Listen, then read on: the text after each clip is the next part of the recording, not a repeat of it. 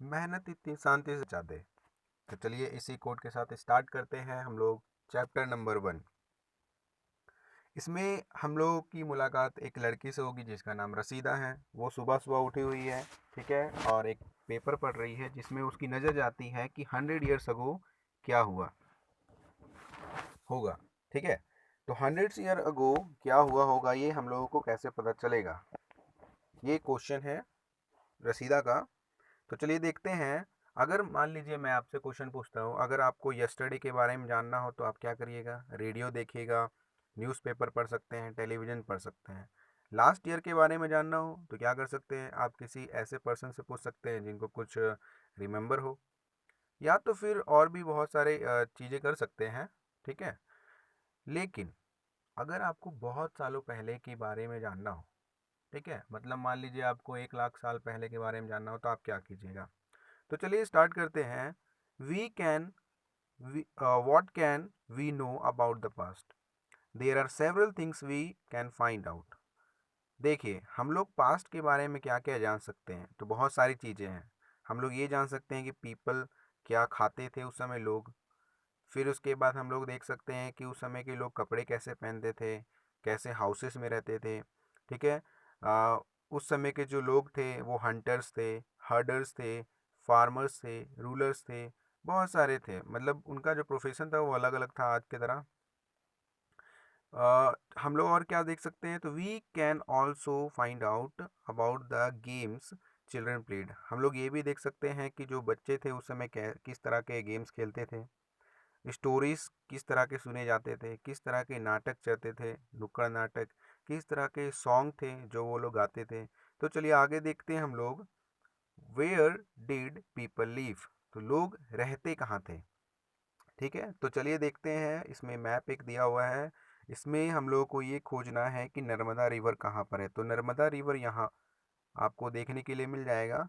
ठीक है, तो बेसिकली नर्मदा रिवर का यहाँ पर बात इसलिए हो रहा है मैप 1 में, क्योंकि जो लोग थे वो नदियों के किनारे ही स्टार्ट हुए थे रहने के लिए, ताकि उनको पानी मिल सके, ताकि उनको एग्रीकल्चर के लिए ज़मीन भी अच्छा ज़मीन मिल सके, क्योंकि bank of the river at least बहुत अच्छा फील्ड होता है ग्रोइंग प्लांट्स वगैरह के लिए। ठीक है, तो चलिए देखते हैं आगे। People have lived along the banks of the river several hundred years ago। ठीक है, मतलब जो लोग थे वो लोग यहाँ पर हजारों सालों से रहना शुरू कर दिए थे, हजारों साल पहले से रह रहे थे। Some of the earliest people who lived here were skilled gatherers. इसमें से कुछ जो ऐसे लोग थे, जो पुराने लोग थे, उनमें से स्किल्ड गैदरर्स थे। गैदरर उनको बोलते हैं people who gathered their food, जो अपने फूड को इकट्ठा करते हैं, गैदर करते हैं। They knew about the vast wealth of plants in the surrounding forest. वो लोग जानते थे कि उनके चारों ओर बहुत बड़ा एक जंगल है जिससे उनको बहुत सारी चीज़ें मिल सकती हैं। वो लोग रूट्स को कलेक्ट करते थे, फ्रूट को कलेक्ट करते थे, और भी बहुत सारे जो फॉरेस्ट प्रोडक्ट हैं उनको भी कलेक्ट करने का काम करते थे। They also hunted animals. वे जानवरों का शिकार भी किया करते थे अपने खान पान के लिए। तो चलिए आगे देखिए। सेकंड पेज जो है उसमें लिखा हुआ है कि now find the Sulaiman and Kirthar hills to the north west. तो नॉर्थ वेस्ट की तरफ इधर सुलेमान और किरतर हिल्स आपको देखने के लिए मिल जाएगा। Some of the areas where women and men first began to grow. देखिए क्वेश्चन आ सकता है कि कहाँ पर लोगों ने सबसे पहले रहना स्टार्ट किया, वीट या बार्ले वगैरह का खेती करना स्टार्ट किया। तो ये आंसर है आपको मिलेगा सुलेमान और किरतर हिल्स में। ठीक है, about 8,000 years ago are located here. तो यहाँ जो लोग थे वो लोग करीबन करीबन 8,000 सालों से यहाँ पर वीट और बार्ले वगैरह की खेती कर रहे थे। ठीक है, people also began rearing animals like ship. लोग थे वो अपने एनिमल्स लाइक शिप को रियरिंग करवा रहे थे, मतलब चराने का काम भी करते थे, गॉड को चराने का काम करते थे। कैटल वगैरह भी उनके होते थे, गाय भैंस हो सकते हैं। ठीक है, and live in a villages, और वही लोग गांव में रहा करते थे। देखिए फिर से मैप की बात हो रही है। Locate the Garo hills to the north east and Vindhyas in central. तो देखिए गारो हिल्स आपको यहाँ पर मिल जाएगा और सेंट्रल में विंध्यास हिल यहाँ पर आपको मिल जाएगा। ठीक है, तो चलिए आगे हम लोग बढ़ते हैं। Agricultural developed the place where rice was first grown are the north of the Vindhyas. तो देखिए विंध्या जो हम लोगों ने अभी देखा वहाँ पर सबसे पहले राइस की खेती हुई थी। देखिए फिर से मैप के बारे में बात किया जा रहा है कि ट्रेस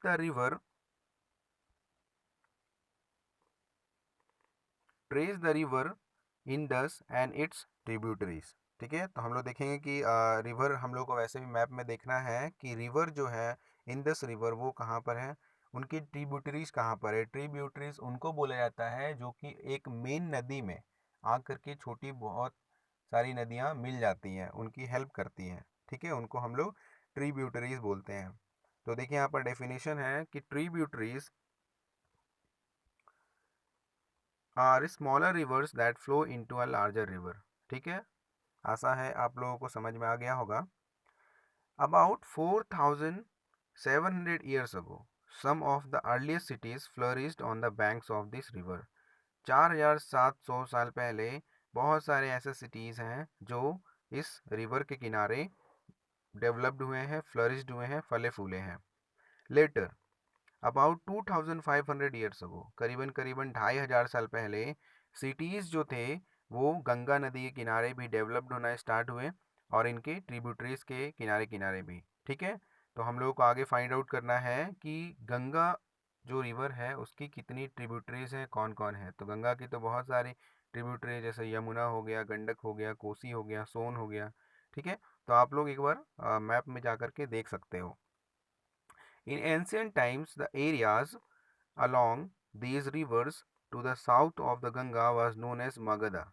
ठीक है, बोला जा रहा है कि पुराने समय में जो इस रिवर के किनारे किनारे जो एरियाज थे उनमें मगध जो था वो सबसे ज़्यादा फेमस था। मगध जो कि आज बिहार में पड़ता है, इसके जो रूलर थे उस समय में बहुत ज़्यादा पावरफुल थे। ये किंगडम बहुत बड़ा था।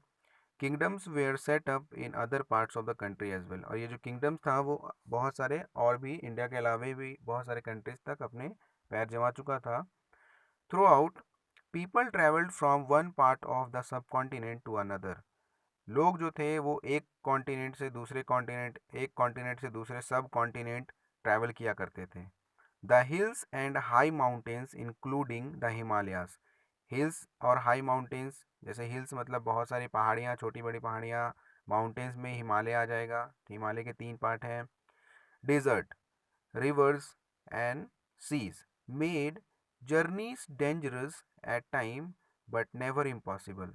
देखिए हिल्स, माउंटेन्स एंड और भी जो लैंड फॉर्म्स हैं उन्होंने जर्नी को बहुत प्रॉब्लम क्रिएट किया। जर्नी में लोग एक जगह से दूसरे जगह, उस समय कोई भी एरोप्लेन वगैरह नहीं हुआ करता था तो लोग पैदल ही सफ़र करते थे। तो इन सब के कारण लोगों को ज़्यादातर कठिनाइयाँ होती थी, लेकिन लोग फिर भी पहुंच जाया करते थे, इम्पॉसिबल नहीं था। So main and women moved in search of livelihood. लोग जो थे आदमी और औरतें क्या करते थे, अपनी लाइवलीहुड के लिए एक जगह से दूसरी जगह मूव करते थे। As also escape from natural disaster like floods और ड्रॉट। मतलब कभी कभी अगर कहीं एरिया में लोग बस रहे हैं, वहाँ अगर फ्लड आ गया, ड्रॉट आ गए, तो फिर वहाँ से भी वो लोग क्या करते थे, दूसरी जगह चले जाया करते थे। Sometimes man marched in आर्मीज।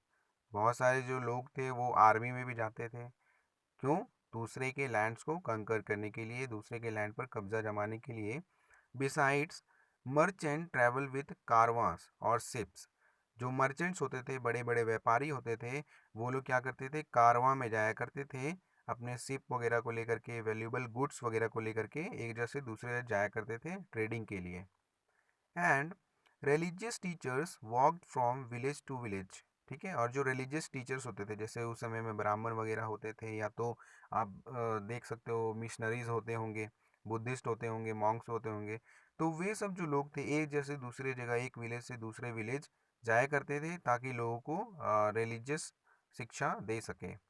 Stopping to offer instruction and advice on the way. Finally, some people perhaps travel driven by a spirit of adventure।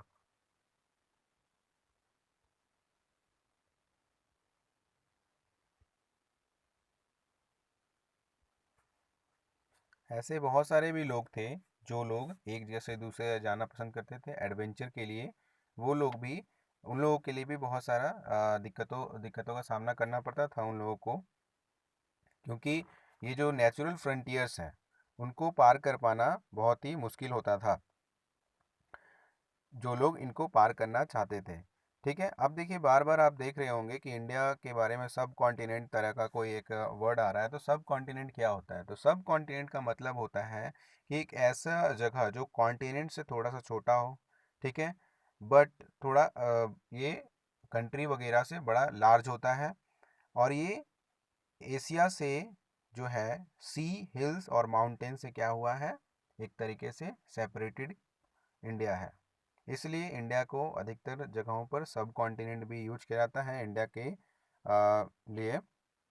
चलिए आगे देखते हैं। These movement of people enriched our culture tradition. और जो लोग इस तरह से एक जगह से दूसरी जगह मूवमेंट करते थे, उसके कारण क्या हुआ कि लोगों में आइडियाज शेयर हुए, लोगों के कल्चर शेयर हुए, जिसके कारण जो ट्रेडिशन था, कल्चर ट्रेडिशन था, उनमें एनरिच्ड हुए। People have shared new ways of carving stone. लोगों ने अपने नए नए आइडियाज शेयर किए, कैसे स्टोन को कैसे कार्विंग किया जाए, कंपोजिंग म्यूज़िक, म्यूज़िक कैसे कंपोज किया जाए, इवन कुकिंग फूड। आज भी आप लोग देखते होंगे कि बहुत सारे बाहर के जो फूड हैं वो यहाँ पर भी खाए जाते हैं। एग्जाम्पल आप चाइनीज़ फूड वगैरह को ले सकते हो। ठीक है, आगे देखते हैं नेम्स ऑफ द लैंड, मतलब कि लैंड के नाम कैसे पड़े। Two of the words we often use for our country are India and Bharat. हम लोग हमारे कंट्री के लिए इंडिया और भारत वर्ड का यूज करते हैं।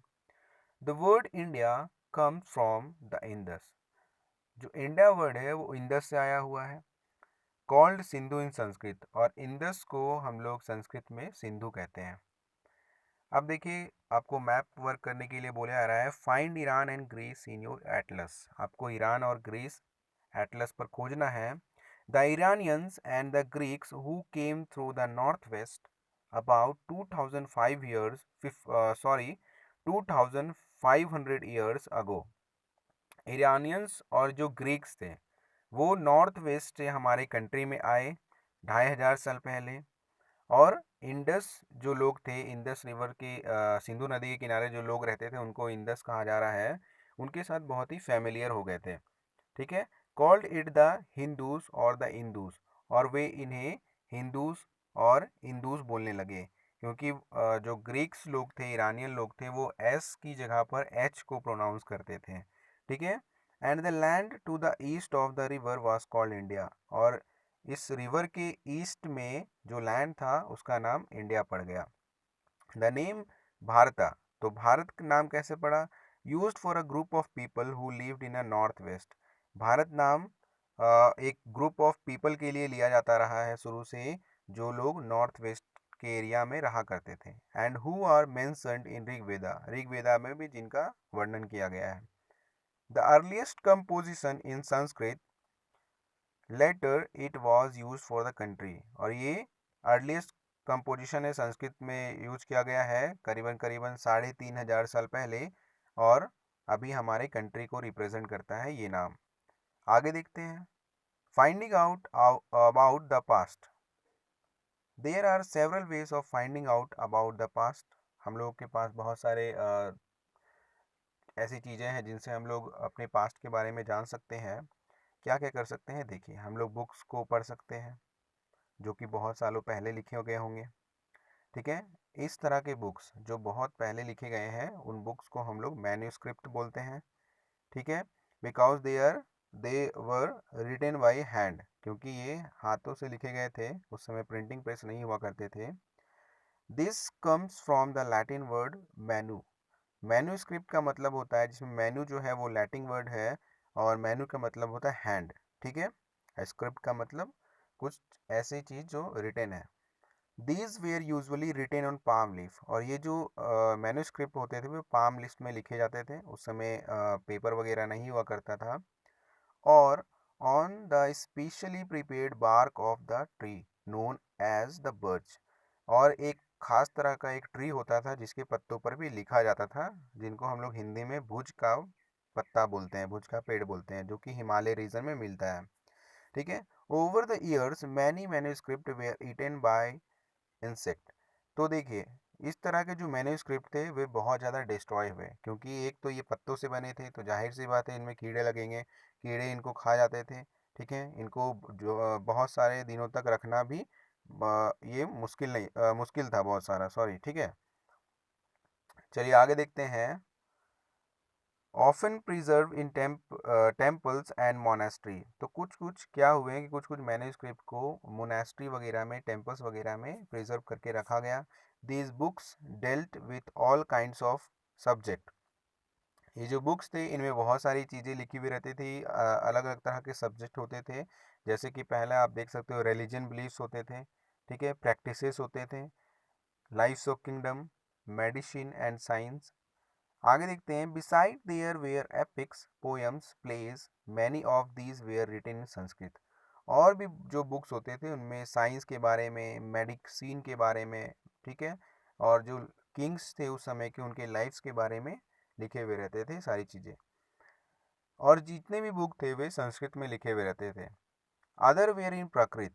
और देखिए, उस समय पुराने समय में दो लैंग्वेज चला करती थी, एक संस्कृत और एक प्राकृत। तो संस्कृत जो लोग थे, संस्कृत कौन से लोग यूज करते थे? जो इलाइट लोग थे, मतलब कि जो ऊंचे तबके के लोग थे वो संस्कृत बोलते थे, और जो निम्न तबके के लोग थे, मिडिल क्लास जो थे, वो लोग प्राकृत बोला करते थे। ठीक है ना। और तमिल भी बोला करते थे। तमिल और संस्कृत बहुत ही पुरानी भाषाएं हैं। आगे देखिए। We can also study inscriptions. हम लोग इंस्क्रिप्शंस भी पढ़ते हैं। तो इंस्क्रिप्शंस क्या होते हैं? कोई भी हार्ड सरफेस पर जब कभी किसी भी चीज़ को उकेरा जाता है, यानी कि काट काट करके लिखा जाता है, तो उन्हें हम इंस्क्रिप्शन का नाम देते हैं। These are writings on relatively hard surface such as stone और metal. Sometimes king got their orders inscribed so that people could see। कभी कभी जो किंग्स हुआ करते थे, राजा लोग, क्या करते थे, अपने जो ऑर्डर थे वो इसी तरह के इंस्क्रिप्शंस में लिखवाते थे, ताकि जो लोग हैं उनको पढ़ सके, सुन सकें, और उनके जो ऑर्डर्स हैं उनको अच्छे से मान सकें। There are other kings of inscriptions there are other kind of inscription as well. और भी बहुत तरह के इंस्क्रिप्शंस आपको देखने को मिलेंगे। Where man and women recorded what they did. जहाँ लोग जो थे उन्होंने अपने कामों को रिकॉर्ड किया है कि वो लोग क्या करते थे। और कभी कभी किंग्स जो थे वो लोग अपने जो विक्ट्रीज होते थे बैटल में, अगर मान लीजिए वो लोग लड़ने के लिए जाते थे और जीत जाते थे, तो उसके लिए भी इंस्क्रिप्शंस वगैरह को वो लोग बनवाते थे।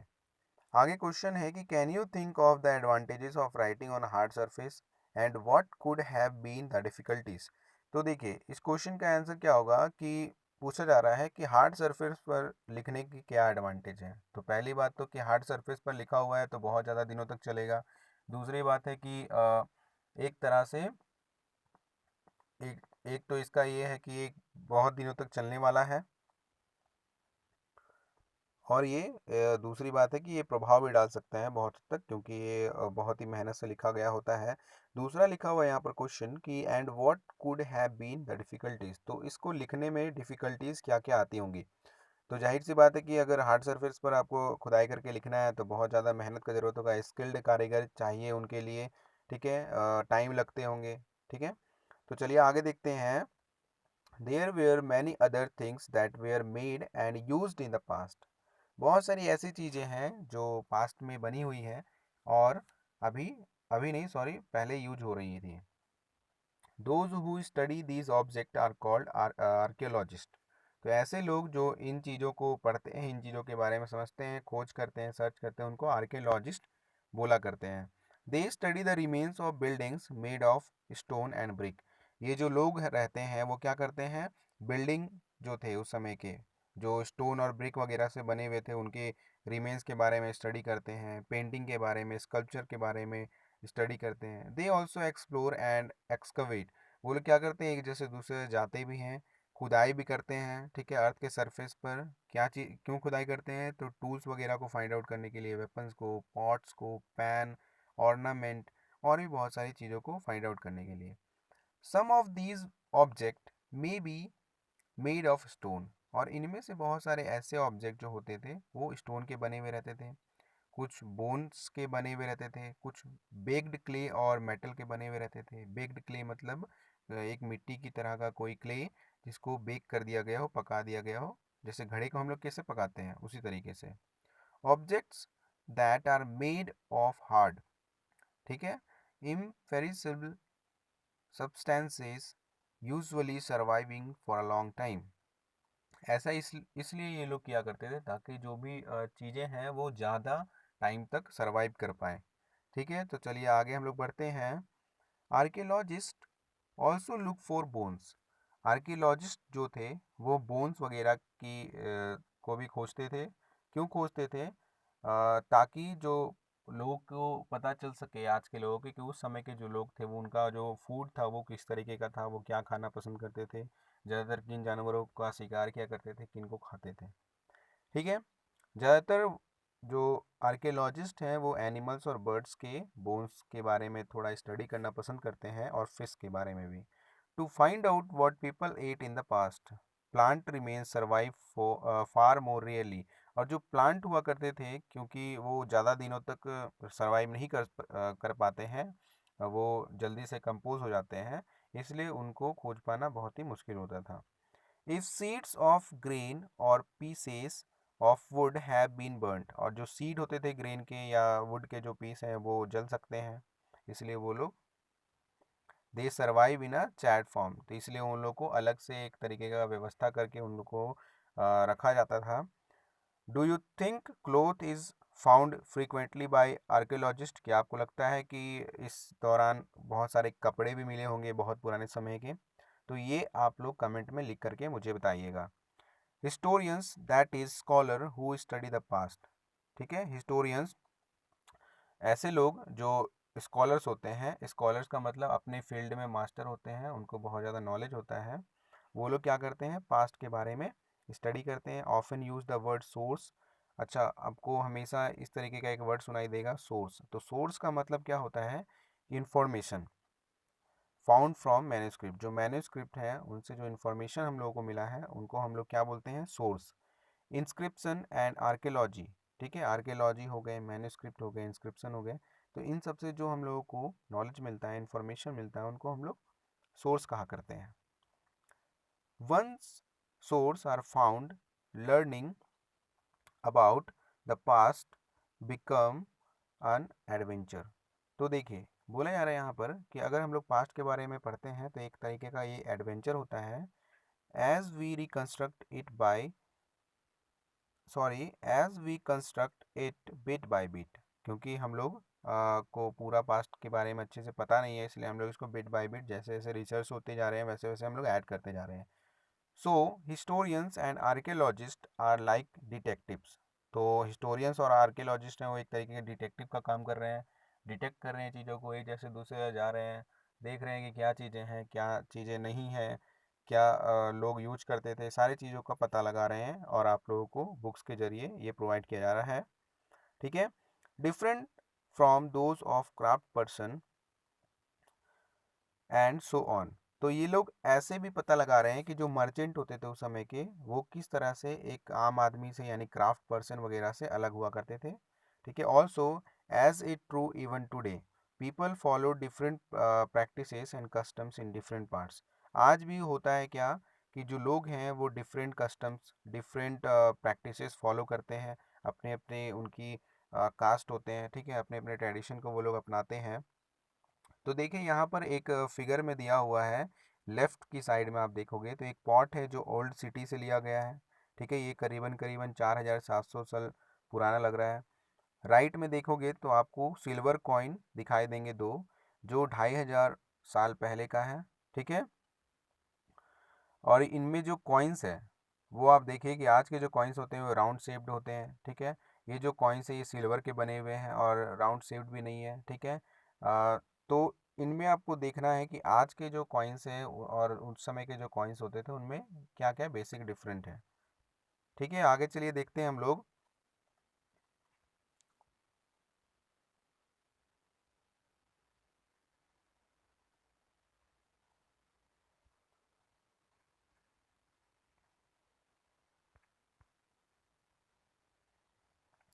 वन पास्ट और मैनी, क्या एक पास्ट हो सकता है या बहुत सारे पास्ट हैं हमारे, ठीक है, ये हम लोग को देखना है। Did you notice the title of the book? हम लोगों ने अपने बुक के टाइटल को देखा है जिनमें लिखा हुआ है कि आवर पास्ट, ठीक है, इसमें एस का यूज किया गया है। We have use the word past in plural to draw attention to the fact that the past was different from different groups of people. इस ऐसा इसलिए है क्योंकि जो डिफरेंट ग्रुप्स ऑफ पीपल हैं वो अपने पास्ट को अलग तरीके से पेश करते हैं, इसलिए यहाँ पर इसको प्लूरल फॉर्म में देखा गया है, रखा गया है। For example, the lifes of herders और फार्मर्स वे are different from those of kings and queens. Example के तौर पर आप देख सकते हो कि जो फार्मर्स और जो हर्डर्स थे उनकी जो लाइफ है वो किंग्स और क्वीन से बहुत अलग हुआ करते थे। मर्चेंट्स की जो लाइफ है वो क्राफ्ट पर्सन से अलग हुआ करते थे, और आज भी हम लोग को ये देखने के लिए मिलता है। तो चलिए आगे देखते हैं। For example, today most people living in Andaman island get their own food by fishing. अधिकतर लोग जो अंडमान आइलैंड में रहते हैं या और भी इस तरह के आइलैंड में रहते हैं वो अपना जो फूड है वो फिशिंग, हंटिंग और कलेक्टिंग फूड प्रोड्यूसेस, इस तरह से अपने फूड को वो कंज्यूम करते हैं। Bye contrast, most people living in cities depend on other for supplies for food. और हम लोग अदर कंट्रीज में देखेंगे कि जो लोग हैं वो दूसरे पर डिपेंडेंट है, फार्मर्स पर डिपेंडेंट है ताकि उनको फूड मिल सके। Differences such as these existed in the past as well. और इस तरह की डिफरेंस हम लोगों को पास्ट में भी देखने को मिलते हैं। Besides, there is another king kind of difference. और भी यहाँ पर एक तरीके का डिफरेंस है कि we know a great deal about kings and battle they fought because they kept record of their victories. हम लोग किंग्स जो थे उस समय के उनके बारे में कैसे जान पाते हैं? क्योंकि वो लोग जब भी बैटल में विक्ट्री होते थे तो अपने बारे में वो लोग इंस्क्रिप्शन वगैरह दे करके वो लोग उनकी जो रिकॉर्ड्स हैं उसको रखते थे। जनरली ऑर्डिनरी पीपल, और जो साधारण लोग थे जैसे कि hunters, fishing folk, gatherers, farmers, ये सब जो लोग थे इन्होंने अपने रिकॉर्ड्स को कभी भी नहीं रख पाया, ठीक है। While archaeology help us to find out, अच्छा आर्कियोलॉजी इनमें हम लोग को मदद करता है कि हम लोग जो ऑर्डिनरी पीपल हैं और जो भी उस तबके के लोग हैं जिनकी बात हिस्ट्री में नहीं हो रही है उनके बारे में पता लगाएं, ठीक है। What do dates mean? अब डेट का क्या मतलब है? If somebody asks you the date, you will probably mention the day, month and year, 2000 and something. अगर आपसे कोई डेट पूछे तो आप क्या करोगे? आप डेट बता सकते हो आसानी से। These years are counted from the date generally assigned to the birth of Jesus. और ये जो 2000 हम लोग अभी देख रहे हैं 2020, तो 2000 जो है वो जनरली जो जीसस क्राइस्ट का बर्थ हुआ है उससे हम लोग काउंट कर रहे हैं। Jesus Christ founder of the Christianity है। सो 2000 means 2000 years after the birth of Christ. 2000 साल का मतलब हो रहा है कि 2000 साल बाद इसके, तो बर्थ ऑफ क्राइस्ट के। All dates before the birth of Christ are counted backward and usually have the letter BC। अब देखिए यहाँ पर आपको एक कॉन्सेप्ट देखने को मिलेगा कि BC का मतलब क्या होता है। तो BC का मतलब होता है बिफोर क्राइस्ट, यानी क्राइस्ट के जन्म से पहले के साल।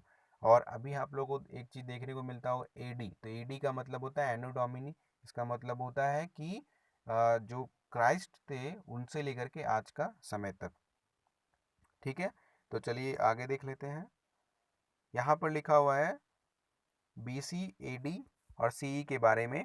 तो चलिए देख लेते हैं। AD का मीन्स होता है जो क्राइस्ट का जन्म हुआ वो उनके बाद से, यानी कि एक तरीके से in the year of the lord. Anno domini का मतलब होता है in the year of the lord, ठीक है।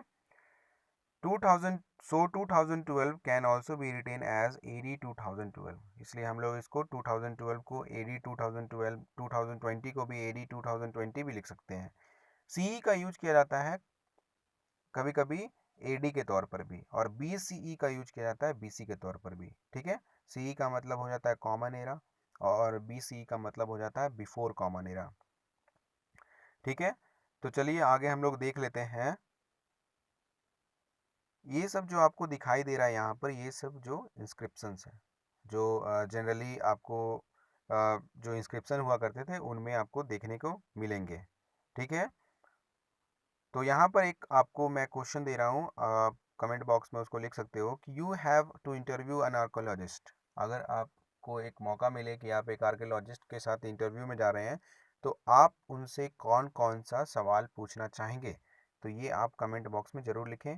क्वेश्चन आंसर जो है, अगर चैप्टर आपको अच्छे समझ में आ गया है तो हो सकता है क्वेश्चन आंसर भी आप कर लो सारा चीज़।